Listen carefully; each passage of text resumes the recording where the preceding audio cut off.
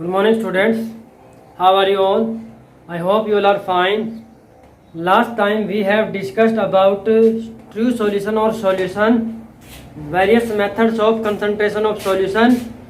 Today we are going to start next topic, that is suspension. Suspension.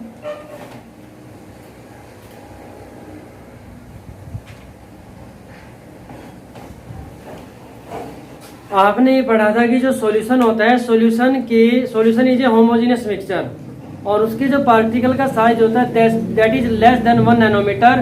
Particle size 1 nanometre से less होता है, और solution के particle इतने स्मॉल होते हैं कि वो नेक्ड आई से नहीं देखे जा सकते, और particles of solution never settle down, वो कभी सेटल डाउन नहीं होते, और जो सॉल्यूशन के पार्टिकल्स होते हैं वो सिंपल मेथड्स ऑफ फिल्ट्रेशन से सेपरेट नहीं किए जा सकते। तो ऐसे ही नेक्स्ट हमारे पास है suspension. It is a heterogeneous mixture. Heterogeneous mixture होता है whose particle size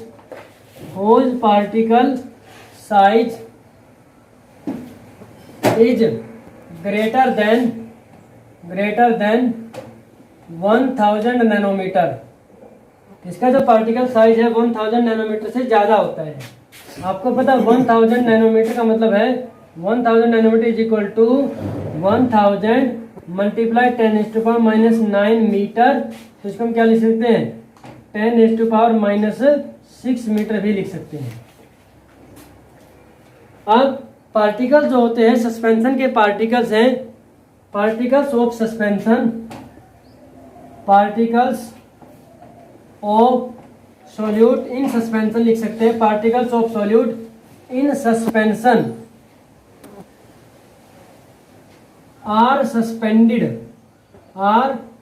suspended freely. ये फ्रीली सस्पेंड करते हैं सॉल्यूशन के अंदर, इन सॉल्यूशन या in suspension. Particles can be seen with naked eye. naked eye से सस्पेंशन की पार्टिकल्स को देखा जा सकता है, और particles of suspension settle down when left undisturbed। जब सस्पेंशन को अनडिस्टर्ब छोड़ दिया जाता है तो उसके पार्टिकल सेटल डाउन हो जाते हैं। फॉर एग्जांपल जैसे चौक पाउडर होता है, चौक होता है, उसको पाउडर फॉर्म में करके अगर वाटर में डिजोल्व करें, आप ये देखेंगे कि जब तक उसको डिजोल्व कर रहे हैं उसके पार्टिकल उसमें सोल्यूबल हैं, बट जैसे ही अनडिस्टर्ब छोड़ते हैं तो कुछ पार्टिकल नीचे बैठ जाते हैं, कुछ पार्टिकल फ्रीली सस्पेंड करते बीच में ही लटके रहते हैं। This is the example of suspension. और जो पार्टिकल्स होते हैं सस्पेंशन के, पार्टिकल्स ऑफ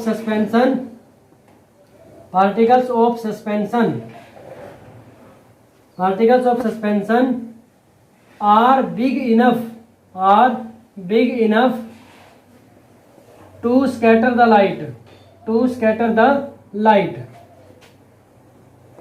मतलब क्या है कि जब भी सस्पेंशन है उसके ऊपर अगर हम किसी भी लाइट के सोर्स से लाइट फॉल कराते हैं तो उसके पार्टिकल साइज इतने बड़े होते हैं कि अपने ऊपर पड़ने वाली लाइट को स्कैटर कर देते हैं, फैला देते हैं, और उसकी वजह से क्या होता है, path of light becomes visible through the solution या सस्पेंशन के थ्रू लाइट का पाथ विजिबल हो जाता है।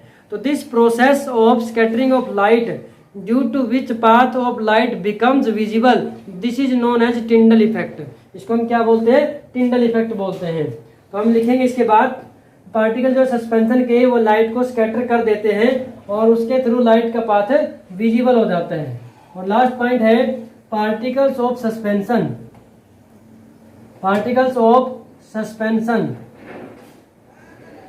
Can be separated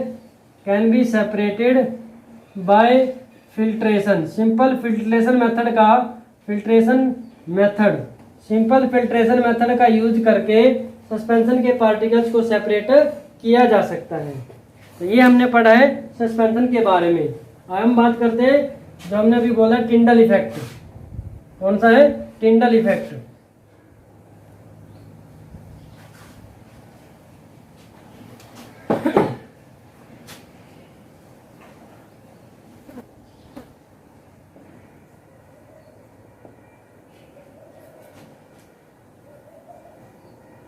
the process of phenomenon भी लिख सकते हैं, the phenomenon of scattering of light by the particles of the medium due to which path of light becomes visible is called Tyndall effect. तो dear student, इस scattering of light क्या होता है? Scattering of light का मतलब जैसे कोई particle है, इसके ऊपर लाइट पड़ेगी तो ये लाइट अपने ऊपर पड़ने वाली लाइट को चारों तरफ फैला देता है, स्प्रेड कर देता है, उसको हम बोलते हैं स्कैटरिंग ऑफ लाइट। जब सभी पार्टिकल मीडियम के होंगे, लाइट फॉल करेगी, सभी पार्टिकल लाइट को चारों तरफ फैला देंगे, तो उससे क्या होगा? Whole path of light through that suspension becomes visible. यानी कि कितने पार्ट से लाइट जा रही है वो पाथ सारा विजिबल हो जाता है। तो उसे इस कंप्लीट इफेक्ट को क्या बोलते हैं? टिंडल इफेक्ट बोलते हैं।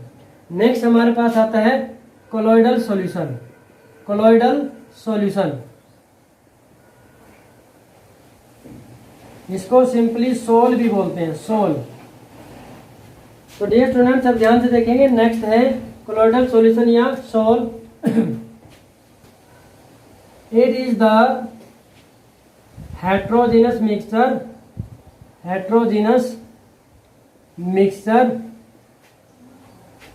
in which particle size is between 1 nanometer to 1000 nanometer।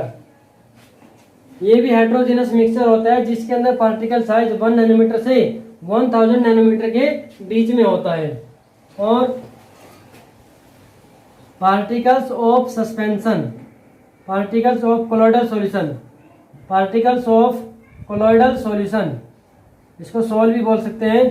Particles of colloidal solution do not settle down. Particle जो है कोलॉइडल सॉल्यूशन के वो सेटल डाउन होते, नीचे नहीं बैठते। It means colloidal solution is stable as compare to suspension के comparison में स्टेबल होता है, इसके पार्टिकल नीचे नहीं बैठते हैं। और दूसरा क्या होता है? पार्टिकल्स ऑफ कोलॉइडल सॉल्यूशन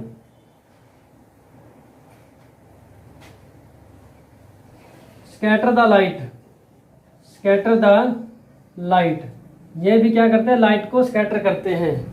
और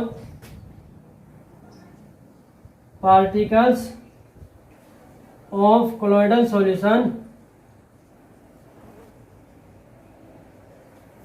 cannot be separated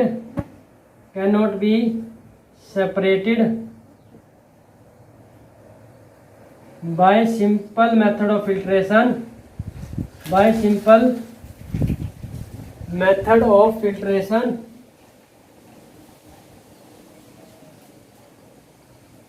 but can be separated by special method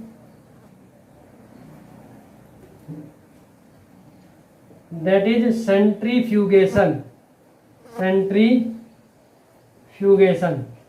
special method है सेंट्रीफ्यूगेशन मेथड। तो सेंट्रीफ्यूगेशन मेथड का यूज करके जो कोलॉइडल सॉल्यूशन है उसके पार्टिकल को सेपरेट किया जा सकता है। One more important thing about colloidal solution is that, एक तो बहुत इंपॉर्टेंट बात है जो मैं बोलने जा रहा हूँ कि कोलॉइडल सॉल्यूशन जो होता है एक तो ये दिखने में होमोजीनस होता है, it appears to be homogeneous but actually it is heterogeneous. Milk जो है ये कोलोइडल सॉल्यूशन का एग्जांपल होता है। मिल्क देखने में ऐसा लगता है कि इट इज होमोजीनस, दिखने में सारा हर टाइप से एक जैसा होता है, बट एक्चुअल में milk is heterogeneous because protein जो मॉलिक्यूल्स है या प्रोटीन जो मॉलिक्यूल्स हैं, ग्लोब्यूल्स हैं, that are present in water, वो वाटर के अंदर डिजोल्व होते हैं। अब एक चीज और है कि जो हमने बोला है particles of colloidal solution do not settle down, इसका रीजन क्या है? इसके पीछे रीजन होता है ब्राउनियन मोमेंट, जिसको हम बोलते हैं जिग जैग मोमेंट बोलते हैं। पार्टिकल्स जो होते हैं रैंडमली एक दूसरे के साथ टेढ़े मेढ़े जो है मूव करते रहते हैं, एक दूसरे के साथ स्ट्राइक करते हैं, जिसकी वजह से वो एक दूसरे को मोशन में करके रखते हैं।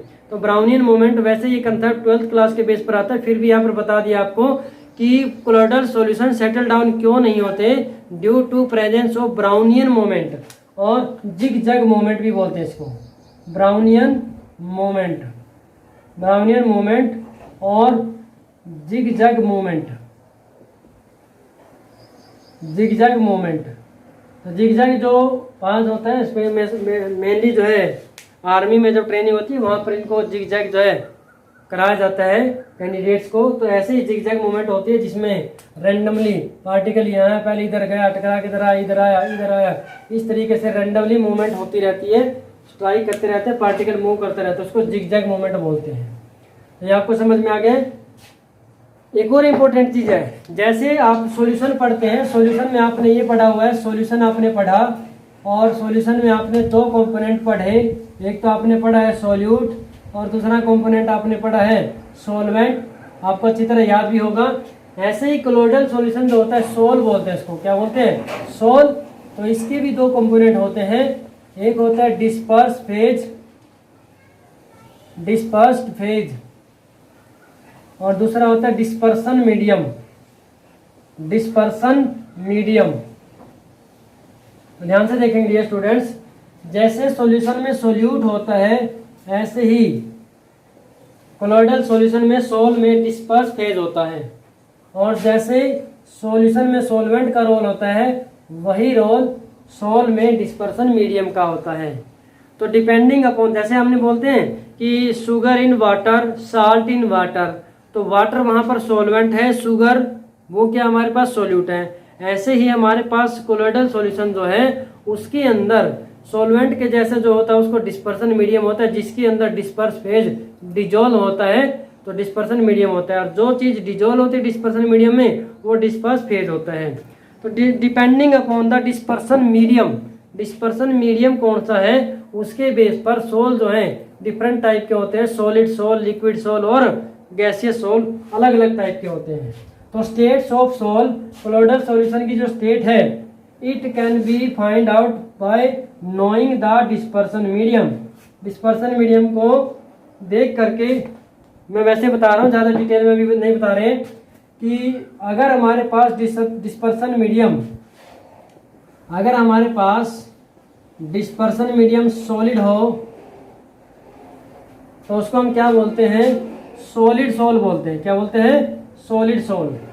और अगर हमारे पास डिस्पर्सन मीडियम लिक्विड हो तब उसको सिंपली सोल बोलते हैं, और अगर हमारे पास गैसियस फेज में हो तब उसको एरोसोल बोलते हैं, एरोसोल बोलते हैं। तो ये हम बाद में जो है डिस्कस कर सकते हैं, अब इसकी इतनी ज़्यादा ज़रूरत नहीं है।